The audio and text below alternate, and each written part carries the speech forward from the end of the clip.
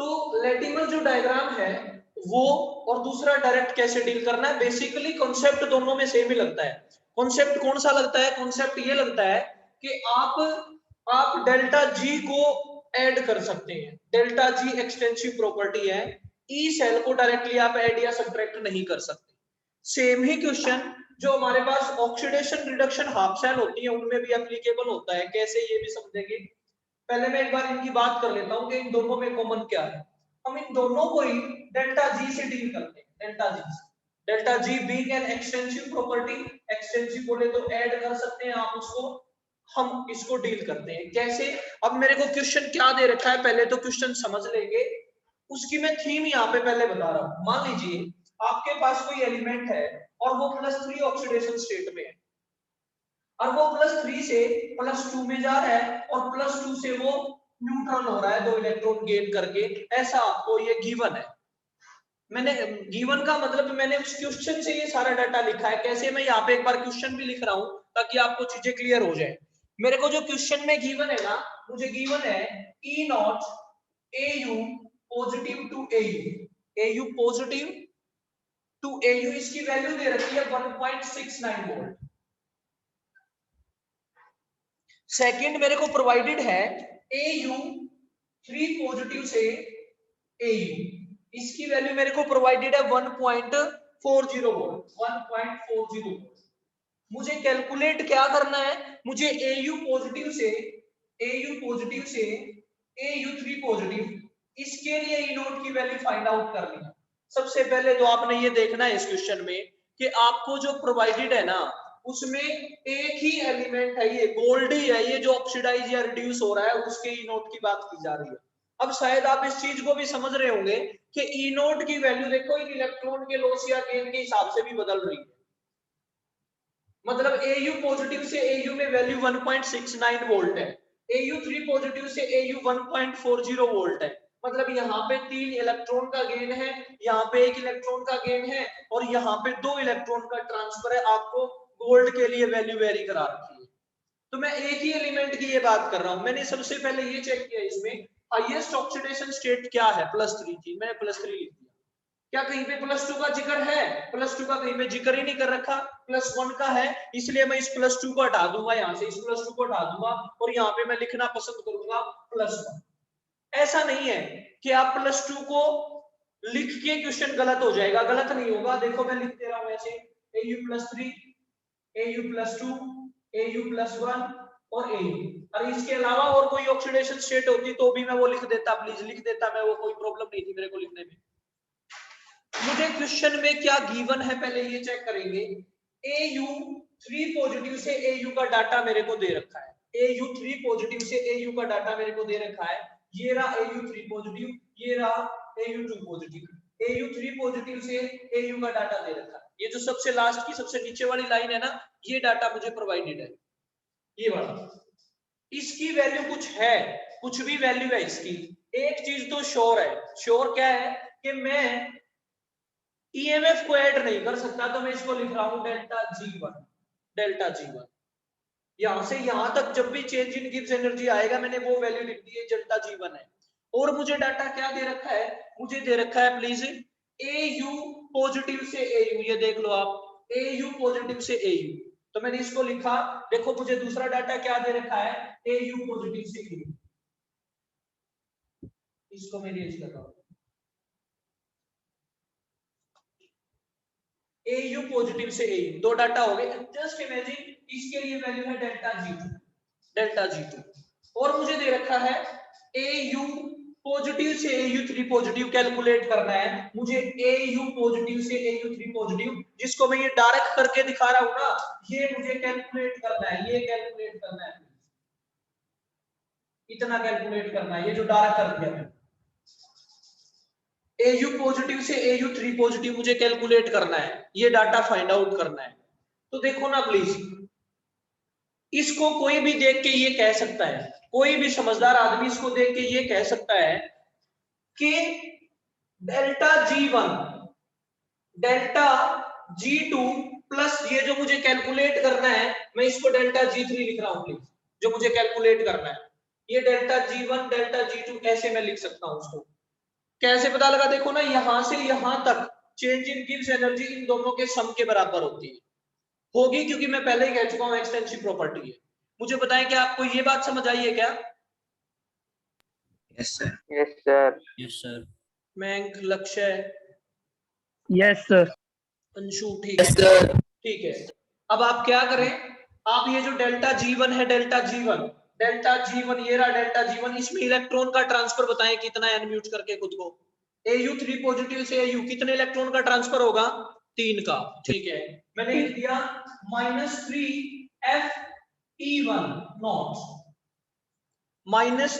FE0। ये मैं कहां से ले आया? मुझे पता है कि डेल्टा G का जो रिलेशन है, वो ये रिलेशन है माइनस का NFE0, ये रिलेशन है। मैंने वो रिलेशन पुट कर दिया।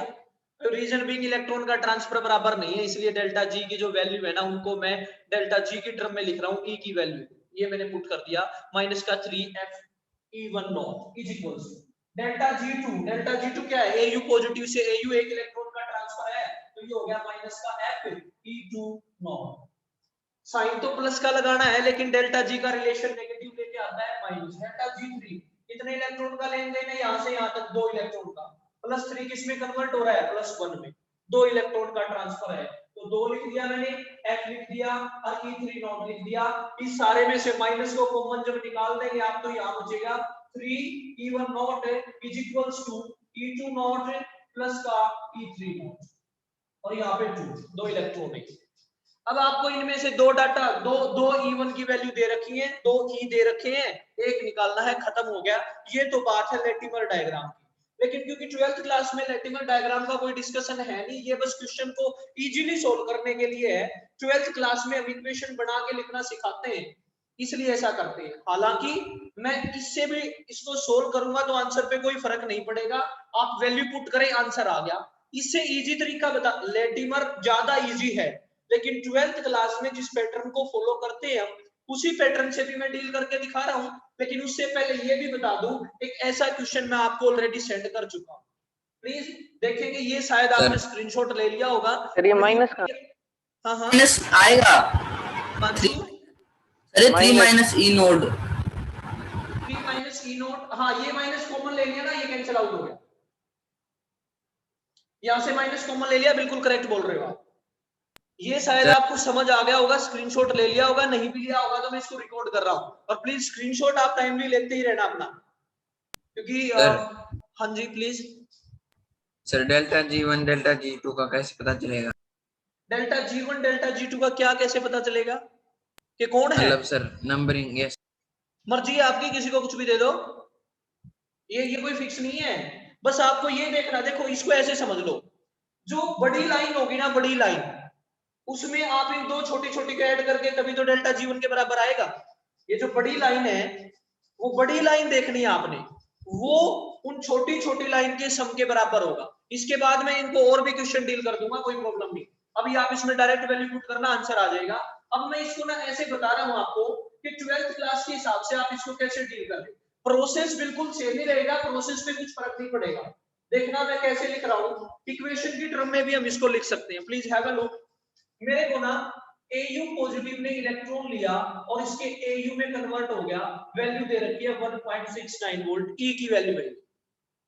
Au3 पॉजिटिव 3 इलेक्ट्रॉन गेन करके कन्वर्ट हो गया Au में, वैल्यू दे रखी है 1.40 वोल्ट। और मुझे कैलकुलेट करना है कि Au पॉजिटिव 2 इलेक्ट्रॉन दे और Au3 पॉजिटिव में कन्वर्ट हो, ये ऑक्सीडेशन हो रहा है।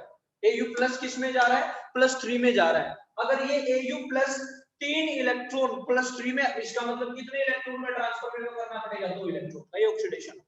ये है जो मुझे डील करना है। ये जो तीसरी इक्वेशन है ना, इस तीसरी इक्वेशन के लिए I am supposed to calculate E0 की वैल्यू निकालना है मुझे।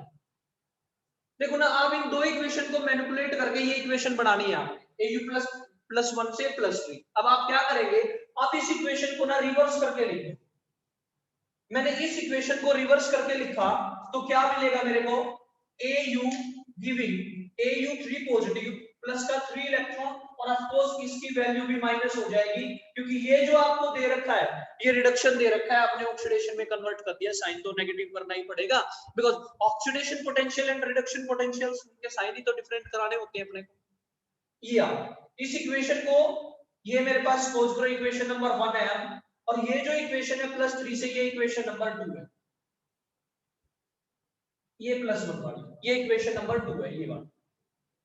आपने इस 1 को और 2 को ऐड करने, जब आप 1 को और 2 को ऐड करेंगे ना तो ये गोल्ड से गोल्ड कैंसिल आउट हो जाएगा। मैं इसको और इसको ऐड कर रहा हूं, लिखा मैंने Au पॉजिटिव प्लस, यहां पे ना प्लीज देखो आप, एक इलेक्ट्रॉन है रिएक्टेंट में, एक इलेक्ट्रॉन है, और यहाँ 3 इलेक्ट्रॉन है, तो प्रोडक्ट में 2 इलेक्ट्रॉन बच जाएंगे क्योंकि इलेक्ट्रॉन जब उस तरफ जाएंगे तो 3 - 1 हो जाएगा। ये Au पॉजिटिव मैंने एज इट इज लिख दिया, यहाँ पे मेरे पास Au है, ये मैंने Au भी एज इट इज लिख दिया, और किसी को ना समझ आए तो ये इलेक्ट्रॉन भी एज इट इज लिख दिया। मैंने इनके रिएक्टेंट एक तरफ लिख दिए और इनके प्रोडक्ट लिख रहा हूँ। यहाँ पे मेरे पास गोल्ड है Au, ये रहा, यहाँ पे Au3 पॉजिटिव है, और यहाँ पे 3 इलेक्ट्रॉन है। अब प्लीज देखेंगे, ये गोल्ड से गोल्ड कैंसिल आउट हो गया, ये एक इलेक्ट्रॉन उस तरफ जाएगा तो 2 इलेक्ट्रॉन बचेंगे, Au positive giving Au3 positive plus का 2 इलेक्ट्रॉन। यही तो डिजायर्ड इक्वेशन थी जो मेरे को बनानी थी। आपने ये डिजायर्ड इक्वेशन बनाने के लिए क्या करना पड़ा, आपने इस इक्वेशन को और इस इक्वेशन को ऐड कर दिया। इसका मतलब आप इस इक्वेशन का जो डेल्टा जी है उसको और जो इस इक्वेशन का डेल्टा जी है उसको, दोनों को ऐड कर देंगे तो आपको इस इक्वेशन का डेल्टा जी मिल जाएगा। मैं ई की बात नहीं कर रहा क्योंकि इलेक्ट्रॉन के ट्रांसफर तीनों ही रिएक्शन में डिफरेंट है। तो मैं इस रिएक्शन के डेल्टा जी को कैलकुलेट करूंगा, इस रिएक्शन के डेल्टा जी को कैलकुलेट करूंगा, उन दोनों को ऐड करके इसके डेल्टा जी से कंपेयर कर दूंगा। प्लीज देखेंगे कैसे, इसको इरेज कर दूं क्या? Yes sir. ठीक है, मेरे को इस इक्वेशन का डेल्टा जी और इस इक्वेशन का मैं इस तरफ लिख रहा हूं, उसको इस तरफ कर देता हूं।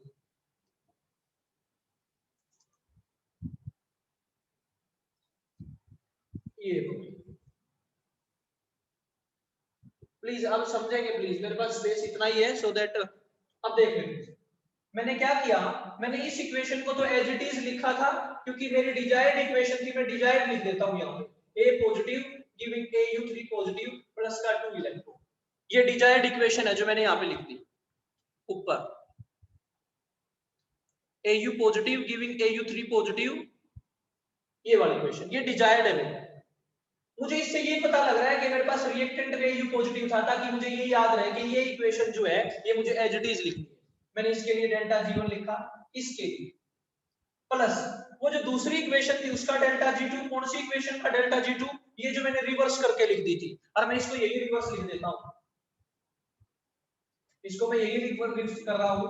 और जब मैंने इसको रिवर्स किया तो Au3 पॉजिटिव जो था, Au3 पॉजिटिव वो मेरे को चाहिए था प्रोडक्ट, मैं इसको रिवर्स कर रहा हूं तो ये हो गया मेरे पास Au giving Au3 positive plus का 3 इलेक्ट्रॉन, और वैल्यू होगी इसकी माइनस का 1.40 वोल्ट। इसको मैं रिवर्स कर दिया।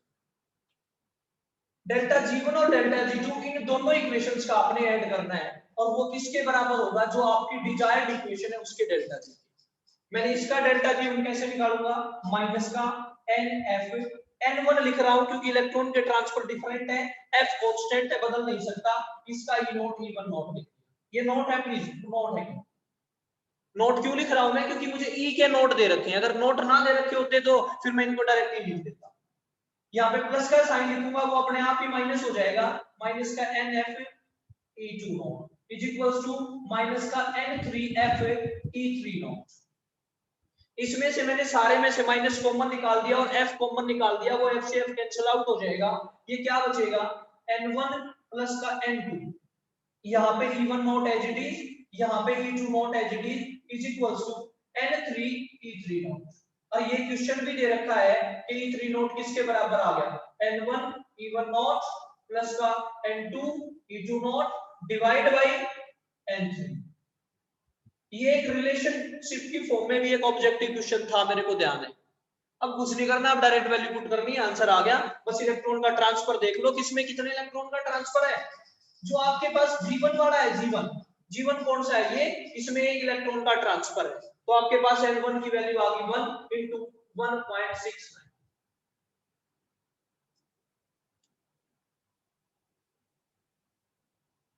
1 into 1.69 प्लस का साइन N2 कौन सा था, ये था N2। कितने इलेक्ट्रॉन का ट्रांसफर है, 3 इलेक्ट्रॉन।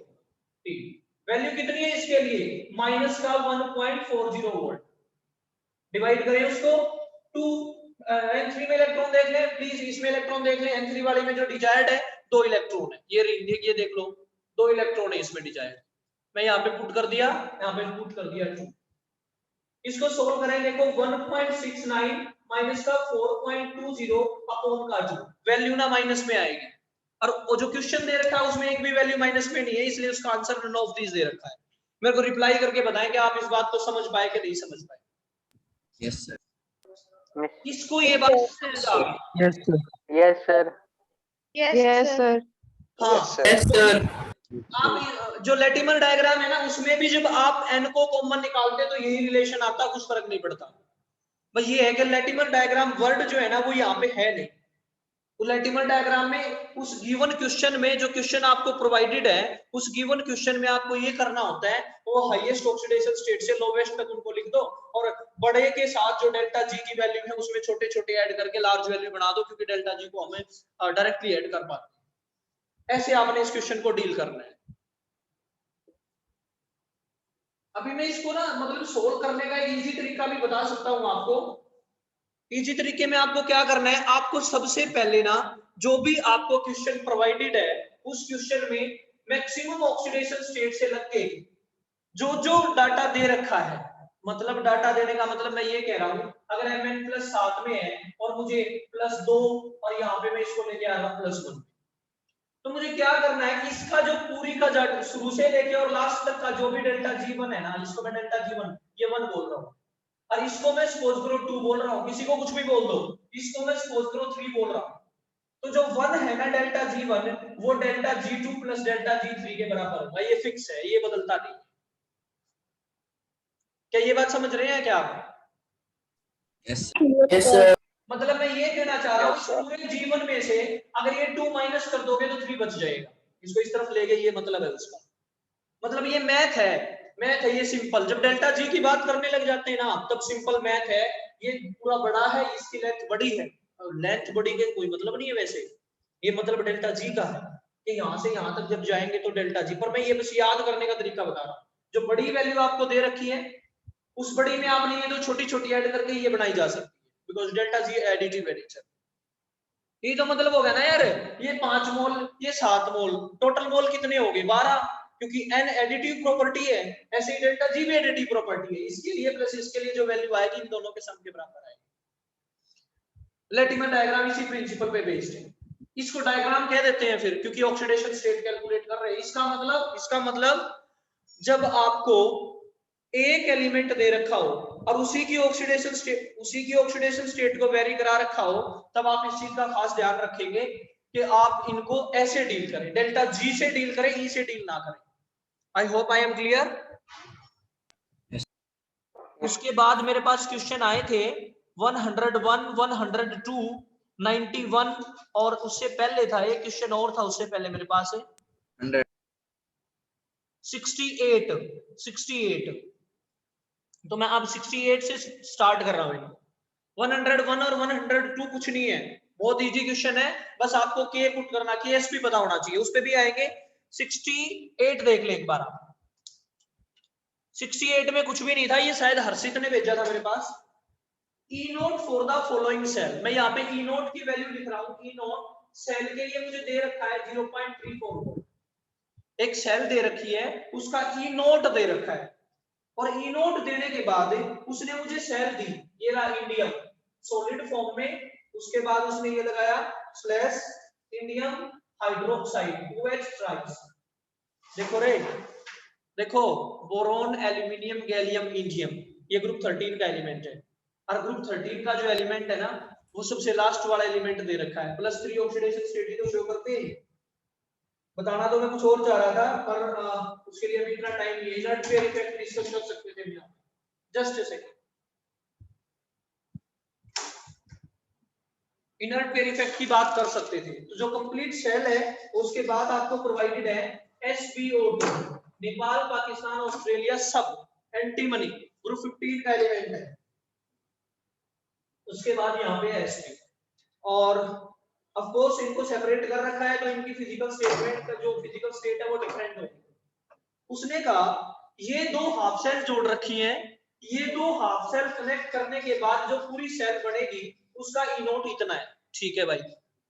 उसके बाद उसने कहा ये जो है ना ये जो वैल्यू है, ये जो है ये, इसके लिए उसने वैल्यू दे रखी है ई नोट की वैल्यू, इस हाफ सेल की ई नोट। और कौन सी वैल्यू दे रखी है उसने दे रखी है InOH थ्राइस से IN, ये वैल्यू दे रखी है माइनस का 1.01, ये वैल्यू दे रखी है। उसने कहा इस कपल के लिए, कपल इस मतलब अरेंजमेंट है ना ये, इस कपल के लिए माइनस 1.01 वोल्ट दे रखा है उसने ई नोट, हमें कैलकुलेट करना है इसका ई नोट, इसका ई नोट। देखो अगर इलेक्ट्रॉन का ट्रांसफर बराबर ना होता ना तो हम इस रिएक्शन को मल्टीप्लाई या डिवाइड करते, और अगर इलेक्ट्रॉन का ट्रांसफर बराबर है तो हम डायरेक्टली ई से सॉल्व कर सकते। ये यहाँ पे इसकी ऑक्सीडेशन स्टेट निकालो, यहाँ पे इसकी ऑक्सीडेशन स्टेट निकालो, 0 से +3 में कन्वर्ट हो रहा है। एंटीमनी की बात करो, एंटीमनी x माइनस का 4 इज इक्वल्स टू -1 प्लस का 3 और यहाँ पे 0, मतलब इलेक्ट्रॉन का ट्रांसफर बराबर है, आप डायरेक्टली ई को कैलकुलेट कर सकते हैं। और क्योंकि ई नॉट की बात कर रहा है तो मैं लिखूंगा E not of cell is equals to पहली सेल का ऑक्सीडेशन पोटेंशियल और दूसरी सेल का रिडक्शन पोटेंशियल, डायरेक्ट ऐड कर दो। ई नॉट सेल की वैल्यू मुझे दे रखी है 0.34 वोल्ट, ई नॉट इसका मुझे ऑक्सीडेशन पोटेंशियल चाहिए, इंडियम से इंडियम +3 चाहिए, यहां से यहां चाहिए, और दे क्या रखा है +3 से 0 दे रखा है, मतलब मुझे इसके साइन को बदलना पड़ेगा, मुझे इसके साइन को प्लस करना पड़ेगा। रिप्लाई करके बताएं किसको ये बात समझ आ गई, साइन प्लस क्यों कर दिया? Yes. Yes, sir. Plus Yes, E sir. Not reduction potential, मैंने लिखा ई नॉट रिडक्शन पोटेंशियल, इसको इस तरफ लेके जाएंगे, रिडक्शन पोटेंशियल आ गया, खत्म, आंसर आ गया। 68 था भाई ये, अर्षित नहीं, हाँ अर्षित, ठीक है। उसके बाद हम बात कर रहे थे उसके बाद 2-3 क्वेश्चन और थे। क्वेश्चन नंबर 94, ये शायद अंशु ने भेजा था, इजी सा क्वेश्चन है, इसमें भी कुछ खास नहीं है, देख लेंगे। 94 और क्वेश्चन नंबर 90 दोनों एक जैसे हैं। पहले 94 की बात कर लेते हैं। आपको हाफ सेल दे रखी है प्लेटिनम, और प्लेटिनम के साथ आपको दे रखा है हाइड्रोजन गैस, और यहाँ पे H पॉजिटिव साल्ट ब्रिज, और फिर H पॉजिटिव, और फिर H2, और फिर प्लेटिनम सॉलिड हाइड्रोजन गैस है। और जो हाइड्रोजन गैस आपको बाद में दे रखी है उसका प्रेशर दे रखा है P2, और जो पहले आपको दे रखी है उसका प्रेशर दे रखा है P1। H पॉजिटिव की कंसंट्रेशन दोनों में बराबर है।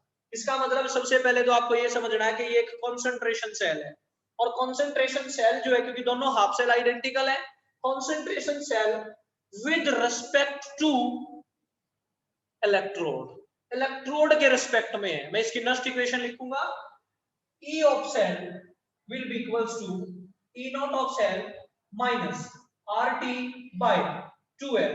बोलेंगे 2 क्यों लिखा मैंने, क्योंकि इलेक्ट्रॉन का ट्रांसफर मैं 2 कंसीडर करके चल रहा हूं, 2 करके चलूंगा तो H पॉजिटिव का स्क्वायर हो जाएगा, H2 एज इट इज रहेगा, इनटू Ln। प्रोडक्ट देखेंगे, यहाँ पे ऑक्सीडेशन होगा तो H2 किस में कन्वर्ट हो रहा होगा, H पॉजिटिव में, तो ये आ गया H पॉजिटिव, ये H पॉजिटिव एनोड से आया इसलिए मैंने इसको A लिख दिया। प्रोडक्ट अपॉन रिएक्टेंट, ये तो प्रोडक्ट हो गया, यहाँ पे H पॉजिटिव, यहाँ से H पॉजिटिव H2 में कन्वर्ट हो रहा होगा, तो यहाँ से प्रोडक्ट क्या आ गया H2 में, इसका प्रेशर लिख रहा हूँ P2, ये एनोड वाला H पॉजिटिव है। यहाँ पे ये रिएक्टेंट प्रोडक्ट में गया तो ये आ गया नीचे P1, और उस तरफ से आ गया H पॉजिटिव जो कैथोड से। इन दोनों को मैं इरेज कर रहा हूं H पॉजिटिव को, क्योंकि दोनों की कंसंट्रेशन बराबर है, ये कैंसिल आउट हो गए होंगे। क्या बच गया यहाँ पे P2 अपॉन P1, मैं इसको लिख रहा हूं P2 अपॉन P1। अब क्वेश्चन में ना ऑप्शन दे रखे हैं और कह रहा है बताओ कौन सा ठीक है उसमें, और कमाल की बात है ये जो E नॉट ऑफ सेल की जो वैल्यू है ना ये 0 हो जाएगी, क्योंकि इनके लिए, इसके लिए ऑक्सीडेशन पोटेंशियल 0, इसके लिए रिडक्शन पोटेंशियल 0, क्योंकि दोनों के स्टैंडर्ड पोटेंशियल को तो हमने 0.0 वोल्ट मान ही रखा है। ये स्टैंडर्ड हाइड्रोजन इलेक्ट्रोड की बात हो रही है, यानी कि ई ऑफ सेल किसके बराबर आ है, माइनस का RT upon 2F ln P2/P1। अब कमाल की बात है, एक भी ऑप्शन में यहाँ पे माइनस दे ही नहीं रखा, तो इस माइनस को प्लस करने के लिए हम क्या कर सकते हैं, इनको रिवर्स कर दो, ई ऑफ सेल। अब कोई मेरे से ये पूछे, हाँ तो बी तो है, ठीक तो है। जब आपने कैलकुलेट किया ना अंशु इसको, तो आपने इस माइनस का ध्यान नहीं दिया, इस माइनस को प्लस में कन्वर्ट करने के लिए P1 को रिवर्स करना पड़ेगा, मतलब ये, हाँ ये हो गया भाई। अब अगर कोई मेरे से ये पूछे, बताओ मुझे ये सेल दे रखी है और मैं इस सेल के EMF को कैसे बढ़ा सकता हूँ, कैसे इंक्रीज कर सकता हूँ, तो मैं उसको कहूंगा P1 की वैल्यू बढ़ा दे तो तेरी ये सेल बढ़ जाएगी। मैं उसको कहूंगा P2 की वैल्यू को डिक्रीज कर दे, जैसे ही P2 कम होगा, ये P2 कम होगा, ये वैल्यू बढ़ेगी, ये वैल्यू बढ़ेगी तो ये सेल बढ़ेगा। तो P1 और P2 के, अगर आप P1 को कम कर देंगे तो ये सेल कम हो जाएगा, P2 को कम कर देंगे तो ये रेशियो बढ़ेगा, ये रेशियो बढ़ेगा, वही हम चाहते हैं कि ये सेल बढ़ जाए। तो क्वेश्चन कैसे भी पूछा जा सकता है, सेल के लिए आप ई सेल को बढ़ाने की भी बात कर सकता है, डिक्रीज करने की भी बात कर सकता है। एकदम इसके पैरेलल क्वेश्चन है, एकदम डिटो सेम क्वेश्चन है, बस उसमें थोड़ा सा चेंज है, प्लीज देख लें कैसे चेंज। अगर कोई क्वेश्चन समझ ना आए ना और थ्योरेटिकल क्वेश्चन हो, आप ऑप्शंस को नेग्लेक्ट करना स्टार्ट कर दें। क्वेश्चन नंबर 90 क्वेश्चन, उसने कह रखा है कि इक्वेशन दे रखी है इलेक्ट्रोकेमिकल रिएक्शन के लिए, which of the following changes in condition will increase the cell voltage. कौन कौन से ऐसे फैक्टर है जो इस केमिकल रिएक्शन के लिए EMF को बढ़ा देंगे। तो मैं पहले सेल की रिएक्शन लिख रहा हूं, मैंने लिखा H2 गैस प्लस का PbCl2, इन दोनों की रिएक्शन हुई और अपने को मिल गया Pb सॉलिड प्लस का HCl गैस, HCl एक्वस। और यहाँ पे ये जो PbCl2 दे रखा है ये सॉलिड फॉर्म में दे रखा है, और इक्वेशन को बैलेंस करने पे ये 2HCl हो जाएगा, हाइड्रोजन बैलेंस हो गई, ये दे रखा है। सबसे पहला ऑप्शन देखेंगे, मैं लिख रहा हूं यहाँ पे डिसॉल्व कॉन्सेंट्रेटेड HClO4, ये कह रहा है, ये इक्वेशन है, इन चार ऑप्शंस में से कौन सा फैक्टर इस इक्वेशन की EMF को राइज कर देगा। पहला ऑप्शन है क्या, कॉन्सेंट्रेटेड HClO4 ऐड कर दें हम, दूसरा increase pressure of H2, H2 के प्रेशर को राइज कर दें आप, तब सेल की EMF बढ़ जाएगी। तीसरा increase amount of lead solid, Pb solid. इनमें से अब ऑप्शन ये है कि अगर आप थर्ड का चेंज करेंगे तो EMF बढ़ जाएगी। सेकंड ऑप्शन है इसका 1 and 2, थर्ड ऑप्शन दे रखा है उसने 2 and 3, और डी ऑप्शन दे रखा है 2। देखेंगे क्वेश्चन समझे पहले, तो आपको ये दे रखा है, उसने कहा हम इनमें से कौन सा काम, इन तीनों में से क्या करें कि सेल की EMF बढ़ जाए। क्या हम सिर्फ तीसरे से सेल की EMF बढ़ा सकते हैं, क्या हम पहले और दूसरे से, पहला और दूसरा करने से सेल की EMF बढ़ा सकते हैं, या दूसरा और तीसरे से EMF बढ़ा सकते हैं, या सिर्फ दूसरे से EMF बढ़ा सकते हैं। देखो जब भी EMF को इंक्रीज या डिक्रीज करने की बात होगी तो मुझे of course Nernst equation apply करनी पड़ेगी, और मैं जब नस्ट इक्वेशन इसके लिए अप्लाई करूंगा तो वो क्या होगी, P = P not of cell minus RT upon 2 के लिए लिख रहा हूं मैं, क्यों लिख रहा हूं 2 के लिए, क्योंकि ये Pb2 पॉजिटिव Pb में जा रहा है, यहाँ पे Pb+2 में है, एक के लिए भी लिख सकते हैं, कुछ फर्क पड़ेगा नहीं, क्योंकि अपने को स्टोइकियोमेट्रिक कोएफिशिएंट से मतलब है जब भी नस्ट इक्वेशन की बात करो इनटू Ln। अब प्रोडक्ट देखें प्लीज, क्या है प्रोडक्ट, यहाँ पे Pb है और H पॉजिटिव है, Pb और H पॉजिटिव है मेरे पास प्रोडक्ट। Pb को मैं मेंशन ही नहीं कर रहा है क्योंकि प्योर सॉलिड है, और प्योर सॉलिड की जो एक्टिविटी है वो चेंज नहीं होती, इसका मतलब आप Pb को इंक्रीज या डिक्रीज करके कुछ नहीं कर सकते। मतलब ये जो तीसरा ऑप्शन है, ये जो थर्ड पार्ट है, ये यूजलेस है। मतलब जिस भी ऑप्शन में थर्ड दे रखा है ना, वो मेरे किसी काम की चीज है ही नहीं, मतलब ये तो आंसर हो ही नहीं सकते, या तो आंसर बी है या आंसर डी। बताएंगे क्या आपको ये बात समझ आ रही है क्या? Yes sir. ठीक है, अब बात करते हैं इन दोनों। मैंने लिखा यहाँ पे आ गया H पॉजिटिव, ये आ गया, और नीचे मैंने लिख दिया H2, क्योंकि PbCl2 को तो कुछ कर ही नहीं रहा, मैं सिर्फ H2 लिखूं। मुझे एक बात बताइए, मैं इसकी वैल्यू को बढ़ाना चाहता हूँ, इसको इंक्रीज करना चाहता हूँ, इसकी वोल्टेज बढ़ाना चाहता हूँ, E बढ़ाना चाहता हूँ। अगर मैं इसका E इंक्रीज करना चाहता हूँ तो मैं क्या करूँ, ये वैल्यू बढ़नी चाहिए मेरी E, तो ये जो माइनस होने वाली चीज है ये कम होनी चाहिए। अब अगर आपने उसके अंदर HClO4 ऐड कर दिया, अगर आपने उसके अंदर HClO4 ऐड कर दिया तो उसका मतलब क्या है, आपने H पॉजिटिव बढ़ा दिया, एसिड मिला दिया इसके अंदर, और एसिड तो प्रोडक्ट में था। अगर आपने H पॉजिटिव को इंक्रीज कर दिया, ये H पॉजिटिव बढ़ गया, तो ये ओवरऑल वैल्यू बढ़ेगी, इतनी वैल्यू बढ़ जाएगी। अगर ये इतनी बढ़ेगी तो ये माइनस होने वाली चीज अगर ज्यादा होगी तो E की वैल्यू तो कम हो जाएगी भाई, बताए ना, बोलो ना प्लीज। Yes sir. हाँ, इसका मतलब आप HClO4 को बढ़ा के एसिड बढ़ा रहे हो, H पॉजिटिव बढ़ा, जो तुम्हारे काम की चीज है ना वही देखा करो। HClO4 एसिड है, तुम ClO4 नेगेटिव और Cl से घबरा गए, ना ना ना ना ना, आपको H प्लस से मतलब है, क्योंकि आपकी जो मेन रिएक्शन है उसमें H प्लस को इंक्रीज या डिक्रीज कर रहे हैं, क्योंकि H प्लस ही तो उसको अफेक्ट कर रहा है। ये जो अब बात ये राइज हो रही है, सर Cl को क्यों नहीं इंक्लूड कर रहे आप? हाँ, इसलिए इंक्लूड नहीं कर रहा मैं Cl को, क्योंकि Cl की ऑक्सीडेशन स्टेट यहाँ पे -1 है और यहाँ पे भी -1 है, और रिडॉक्स रिएक्शन में जिसकी ऑक्सीडेशन स्टेट ही नहीं बदल रही वो क्या अफेक्ट करेगा भाई, मतलब वो कोई रिडॉक्स चेंज ही नहीं हो रहा, ना इसका ऑक्सीडेशन हो रहा ना इसका रिडक्शन हो रहा। तो रिडॉक्स रिएक्शन किसके लिए हो रही है, Pp के लिए हो रही है, हाइड्रोजन के लिए हो रही है, तो मैं उनको इंक्लूड करूंगा ना भाई। अगर मैं इस इक्वेशन को आयनिक फॉर्म में लिखूं तो Cl नेगेटिव को लिखूंगा ही नहीं। आयनिक फॉर्म में सिर्फ उन रिडॉक्स रिएक्शंस को मेंशन करते हैं जिनमें ऑक्सीडेशन या रिडक्शन हुआ है, इसलिए मेरे को इस Cl से कोई मतलब नहीं है।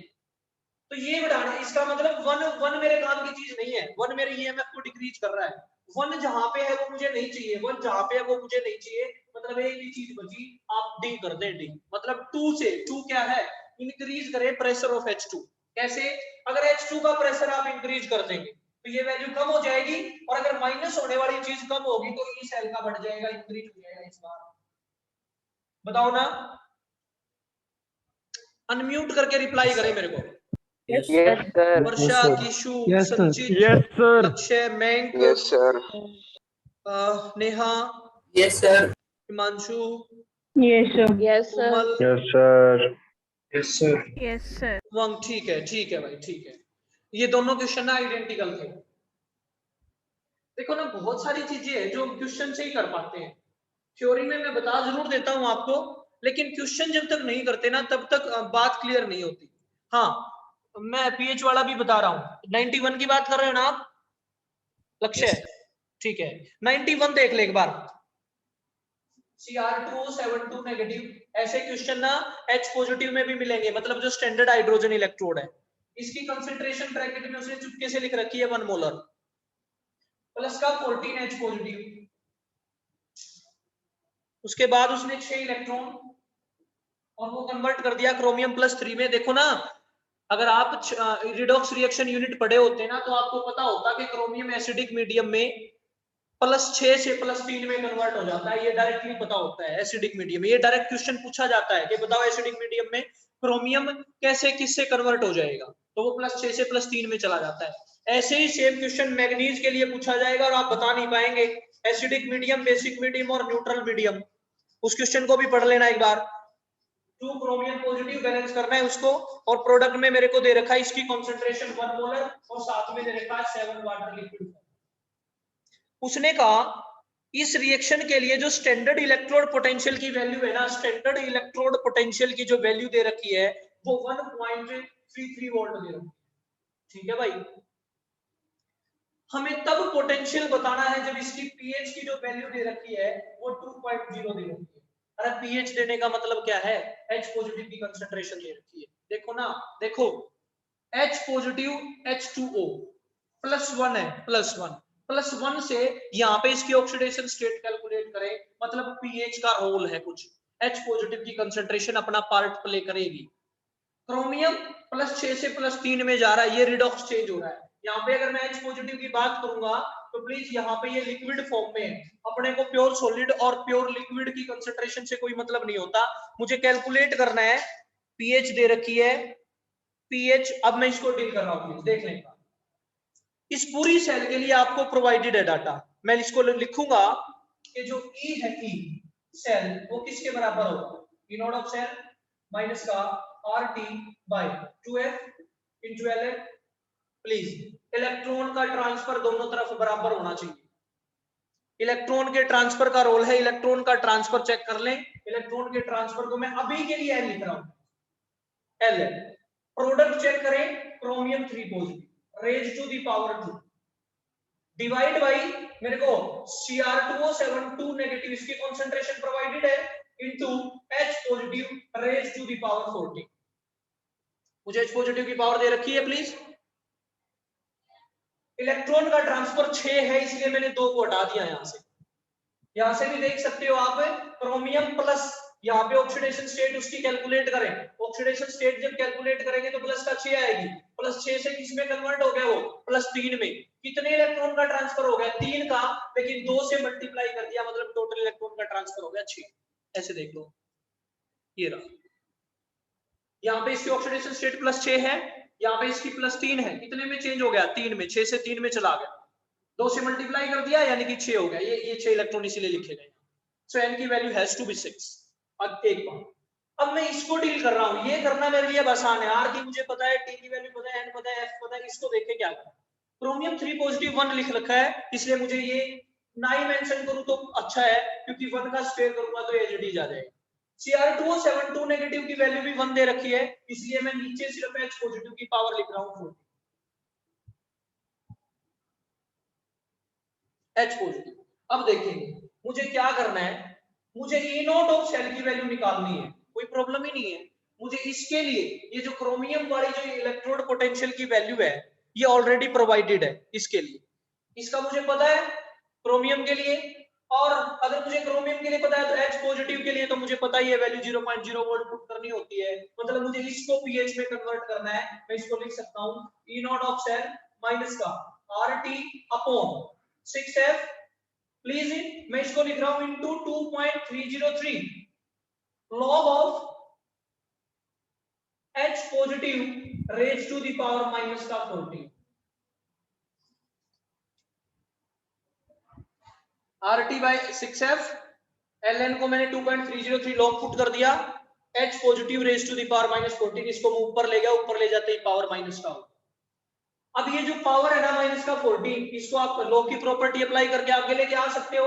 सो it will be E not of cell plus का RT इंटू 2.303 अपॉन 6F, ये माइनस आगे ले गया होगा तो यहाँ पे 14 हो गया होगा, log ऑफ H पॉजिटिव। अब प्लीज यहाँ पे देखें, मैं राइट में थोड़ा सा बता रहा हूं आपको, ये विजिबल है क्या आपको, अब देखें यहाँ पे विजिबल, ठीक है। मैंने लिखा पीएच क्या होती है, negative logarithm of concentration H positive, ये होती है। इसका मतलब अगर मेरे से कोई ये पूछे log H पॉजिटिव किसके बराबर है, तो मैं कहूंगा माइनस पीएच के बराबर है log H पॉजिटिव। ये रहा मेरे पास log ऑफ H पॉजिटिव, यहाँ पे मैं pH पुट कर दूं माइनस का, क्वेश्चन खत्म हो गया। E not of cell plus का, इसको सारे को सोल्व करेंगे तो 0.0591 अपॉन 6 बचेगा, इंटू 14 बचेगा, और यहाँ पे बचेगा माइनस का pH। pH की वैल्यू आपको दे रखी है, क्वेश्चन खत्म हो गया।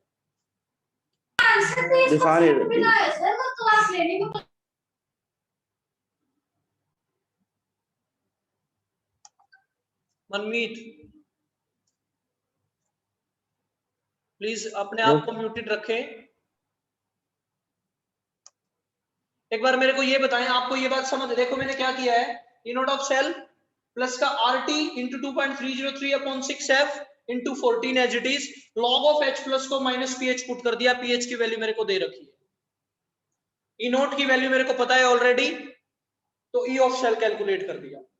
ये हमने कैलकुलेट करना था पोटेंशियल, हाँ अपने को पोटेंशियल बताना था, E ऑफ सेल आ गया। तो जब भी हाइड्रोजन दे रखा उसके लिए अपने को स्टैंडर्ड जो पोटेंशियल वैल्यू है वो ऑलरेडी पता होती है। अब प्लीज सर OH नेगेटिव की कंसंट्रेशन में कैसे करेंगे, क्या अनम्यूट करो लक्ष्य। Yes. अच्छा आप ये कह रहे हो, सपोज करो आपको इस क्वेश्चन में pH ना दे रखी होती और POH दे रखा होता, तो तब क्या करते हैं देखो, देख लेंगे एक बार। फिर मैं रिलेशन बता रहा हूं आपको कि पीएच प्लस पीओएच, हाँ पीएच प्लस पीओएच ये वैल्यू 14 के बराबर होती है।